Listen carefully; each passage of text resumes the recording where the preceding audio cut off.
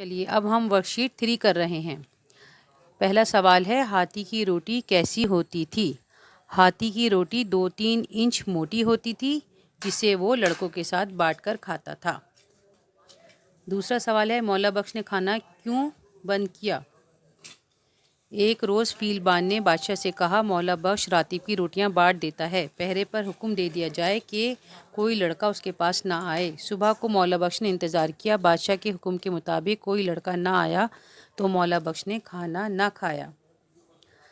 اور سوال نمبر 3 میں آپ کو یہ متضاد لکھنے ہیں۔ بلند کا پست، غافل عالم، بے قابو قابو، صبح شام، سر بلند کا سرخم سرنگوں۔ آگے سوال نمبر 4 ہے محاوروں سے جملے بنانے ہیں۔ اگر آپ کو ورڈ میننگ سمجھ میں آ گئے تو آپ اپنے الفاظ میں بھی بنا سکتے ہیں۔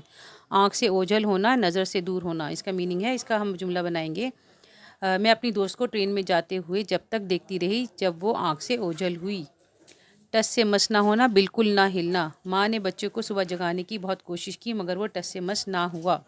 نظر بچانا، چپکے سے کچھ کام کرنا، کچھ لوگ بازار میں دوسروں سے نظر بچا کر سامان چوری کر لیتے ہیں۔ آگے ہے ہمارا سوال نمبر 5۔ بادشاہ اور مولا بخش میں کون کون سی باتیں ملتی جلتی تھیں؟ بادشاہ نے کہا کہ میں بھی فقیر ہوں اور میرا ہاتھی بھی ایسا ہی ہے، وہ بھی میری طرح بانٹ کر کھاتا ہے۔ یہ ورک شیٹ ہماری کمپلیٹ ہو گئی۔